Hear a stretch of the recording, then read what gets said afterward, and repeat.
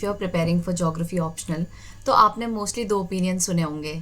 एक तो कि it is a very scoring subject क्योंकि जीएस से भी ओवरलैपिंग है इसकी, और दूसरा ओपिनियन आपने ये सुना होगा कि इसमें स्कोर्स ही नहीं आते हैं, स्कोर्स मोस्टली स्टक हो जाते हैं। तो पर्सनली मेरे साथ भी यही हुआ था कि मेरे स्कोर्स स्टक हो गए थे 220s 230s में for a long time, but in my latest attempts my scores increase to 269 which was a pretty decent score.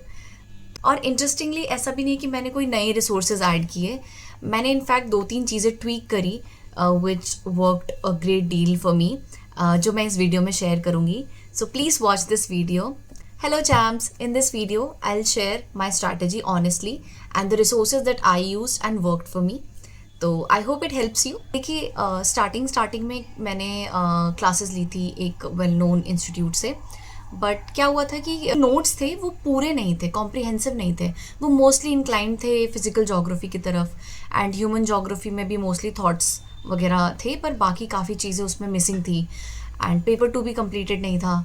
तो मैंने उन्हीं नोट्स से, उस टाइम इतना आइडिया नहीं था, वही पढ़ के एंड थोड़ा बहुत इधर उधर पढ़ के मेंस लिखे थे। मेरे इतना अच्छे स्कोर्स नहीं आए थे। देन आई रियलाइज्ड कि मुझे एक्चुअली खुद से वो गैप्स फिल करने पड़ेंगे।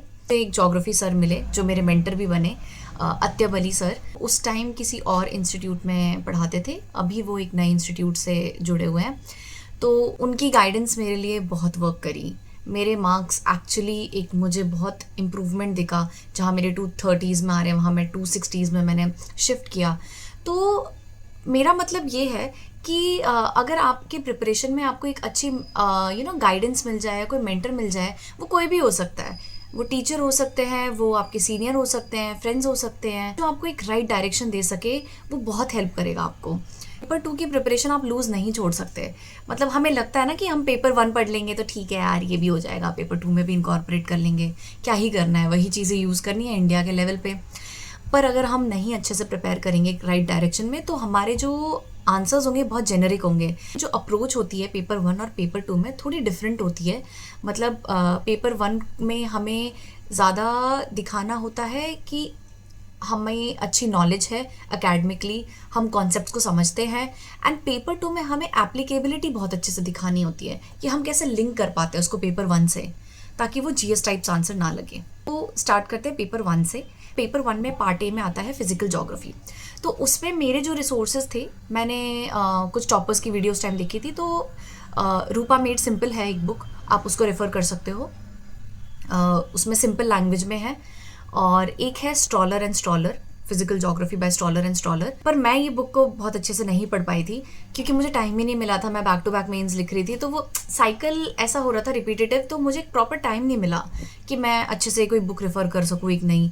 तो फिर सर ने बोला था कि तुम एक काम करो, एटलीस्ट तुम उसके डायग्राम्स यूज़ करो क्योंकि उसके डायग्राम्स बहुत अच्छे हैं।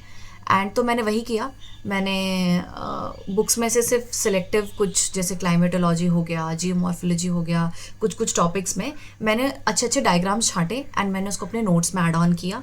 रिसोर्सेज में यही था, जो मेरे बेसिक क्लासेस के नोट्स थे उसको मैंने सप्लीमेंट किया इन बुक से। अब बुक्स को कवर टू कवर नहीं पढ़ना है, अगर कवर टू कवर पढ़ोगे तो बहुत ही टाइम लग जाएगा और वो अप्रोच भी नहीं होनी चाहिए। एक्चुअली हमारा पर्पस होना चाहिए, जो हमारे आंसर्स है ना, वो हमें ऐसा लगे कि वेल रेड पर्सन है, इसको एकेडमिक नॉलेज है, जोग्राफी सब्जेक्ट की नॉलेज है। तो उसके लिए हमें क्या करना है कि कुछ कुछ जैसे हम टॉपिक्स आइडेंटिफाई कर सकते हैं जो बार बार रिपीट होते हैं। ऑप्शनल के पीवाईक्यूज बहुत इंपॉर्टेंट होते हैं क्योंकि वो बताते हैं कि थीम्स कौन कौन से रिपीट हो रहे हैं, तो हम उन थीम्स को एटलीस्ट आइडेंटिफाई करके उसमें से हम कुछ अच्छे अच्छे पॉइंटर्स बुक्स में से ऐड ऑन कर सकते हैं। अब आता है पार्ट बी, उसमें है ह्यूमन जोग्राफी। अब ह्यूमन जोग्राफी में बहुत लोगों को थॉट्स नहीं पसंद, बोरिंग लगता है, बट मुझे बहुत इंटरेस्टिंग लगा बाद में जब मैंने पढ़ा कैसे उसको लिंक करा जा सकता है, कैसे हम जोग्राफर्स को कोट कर सकते हैं पेपर 1 में भी पेपर 2 में भी। तो वो मेरे लिए बहुत रिवॉर्डिंग था। तो आप भी अपने हिसाब से आइडेंटिफाई कर सकते हो कि आपका क्या स्ट्रॉन्ग पॉइंट है और आप उस पर और अच्छे से वर्क कर सकते हो। ह्यूमन जोग्राफी में मैंने यूज़ किया था माजिद हुसैन की ह्यूमन जोग्राफी की एक बुक है। ये बुक काफ़ी हेल्पफुल रही मेरे लिए क्योंकि क्या है कि जब हम मॉडल्स एंड थ्योरीज और ये सब पढ़ते तो इसमें काफ़ी अच्छे अच्छे पॉइंट्स हैं, एग्जाम्पल्स भी है, एंड क्रिटिसिज्म वगैरह भी आप यूज़ कर सकते हो, जो ऑलमोस्ट सब कुछ कवर है। थॉट्स है, population settlement, regional development and planning, and resources वगैरह, ये सब कवर है। तो एक बार गो थ्रू कर सकते हो और अपने नोट्स बना सकते हो उससे, कंसाइज नोट्स। मॉडल्स और थ्योरीज है, उसमें क्या है ना कि एकदम कोशिश करनी है कि प्रिसाइज डेफिनेशंस लिखे एंड हम जोग्राफर्स वगैरह को कोट करें। जैसे कि एरियल डिफरेंशिएशन एक टॉपिक है। अब एरियल डिफरेंशिएशन में अगर आप रिचर्ड हार्टशोन मेंशन कर दोगे और उसकी बुक मेंशन कर दोगे, I believe it's nature of geography, जितना मुझे याद है, तो अगर वो आप कोट कर दोगे, वो लिख दोगे, तो वो ऑटोमेटिकली वो आपका आंसर बेटर लगेगा किसी और से जिसने मेंशन नहीं किया होगा। पॉपुलेशन है, उसमें वर्ल्ड एग्जांपल्स यूज़ कर सकते हो। जैसे कि मैं आपको एक एग्जांपल बताती हूँ इस बुक से, एक मिनट रुकिए। टेंशन काय को लेने का, सही बोलता है, सही बोलता है। आई डोंट नो मैं गाना क्यों गा रही हूँ, पता नहीं, मुझे आजकल ये गाना अच्छा लग रहा है। जैसे ये ग्राफ्स है, हम पढ़ते हैं ना पॉपुलेशन ट्रेंड्स जब बताते हैं developing countries and developed countries में, तो ये ग्राफ्स यूज़ कर लिए। तो आप ऐसे सिलेक्टिव रीडिंग कर सकते हो बुक्स की और अपने आप नोट्स और आंसर्स को सब्सटैंशिएट कर सकते हो। पेपर 1 में मतलब फोकस होना चाहिए कॉन्सेप्चुअल क्लैरिटी की, कॉन्सेप्ट्स बहुत अच्छे से पता होने चाहिए। जैसे लैंडफॉर्म्स पढ़ रहे हैं कोई, तो apart from knowing the definition of that landform, it is also important to know how the processes work, है ना, और उसके examples. when we read about any theory, तो it's important to know about the criticism about that theory also। तो उससे क्या होता है कि एक होलिस्टिक आंसर लगता है। डायग्राम्स बहुत इंपॉर्टेंट है। डायग्राम्स जैसे फिजिकल ज्योग्राफी में अच्छे डायग्राम्स और टेक्निकल डायग्राम्स अगर हम बनाएं तो उसका बहुत अच्छा आउटकम मिलता है। लेबल कर रहे हैं डायग्राम को, it's very important. Scholars and geographers को एक्सटेंसिवली यूज़ करो। आते हैं पेपर 2 पे। पेपर 2 है इंडियन ज्योग्राफी। मैंने उसमें एक ही बुक यूज़ करी थी, that is geography of India by Majid Hussain. और भी बुक्स हैं, एक खुल्लर की बुक आती है, वो आप कोई भी रेफ़र कर सकते हो, आपको जो ठीक लगे। कुछ गलतियां हम करते हैं प्रिपरेशन में कि एस्पिरेंट्स वही पेपर 1 पे ज़्यादा फोकस करते थे और पेपर 2 इग्नोर कर देते थे, बट वो भी मुझे रियलाइज़ हुआ कि वो भी एक बहुत बड़ा ब्लंडर था। तो पेपर 2 में जैसे आपका आ जाता है एग्रीकल्चर, इंडस्ट्रीज, रिसोर्सेज, अगेन फिर वो ह्यूमन जोग्राफी, वो सेम ही होता है mostly. Regional planning, development and current issues भी आता है पेपर 2 में। और जैसे मैंने बोला बहुत जेनरिक लगता है, पर हमें जेनरिक नहीं करना है। हमें आप एक रिसोर्स पकड़िए, अपने नोट्स बनाइए। अब आपको उस पर क्या करना है, उसको आपको करना है लिंक पेपर 1 से। जैसे कि अगर कोई इंडस्ट्रीज़ पे क्वेश्चन है तो आप वेबर की इंडस्ट्रियल थ्योरी कोट कर सकते हो कि कैसे वो अप्लाई होती है, राइट। अगर आप पेपर 2 को अच्छे से करो ना तो वो कॉस्ट बेनिफिट रेशियो बहुत अच्छा है। एक बार मेरे 141 भी आए थे एक अटेम्प्ट में, which was a pretty decent score. तो डोंट इग्नोर इट। तो अब वही है कि आपने बेसिक नोट्स कर लिए, अपने बना लिए, किसी बुक से पढ़ लिया, एंड उसके अलावा आप क्या करोगे कि आप लिंक करोगे करंट अफेयर से। पेपर 2 पे फोकस होना चाहिए डायग्राम्स पे अच्छे से। मतलब मेरे हिसाब से आप रेलेवेंट डायग्राम्स, ज़बरदस्ती के डायग्राम्स नहीं, आप जितने अच्छे से डायग्राम्स इनकॉर्पोरेट कर पाओगे ना, मतलब हर आंसर में मैं कोशिश करती थी कि कोई डायग्राम या कोई मैप हो।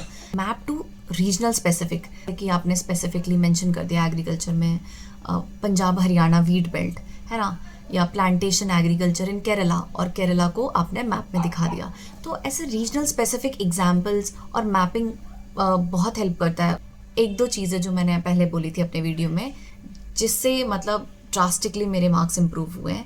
पहला है using current examples, relevant current examples अच्छे से।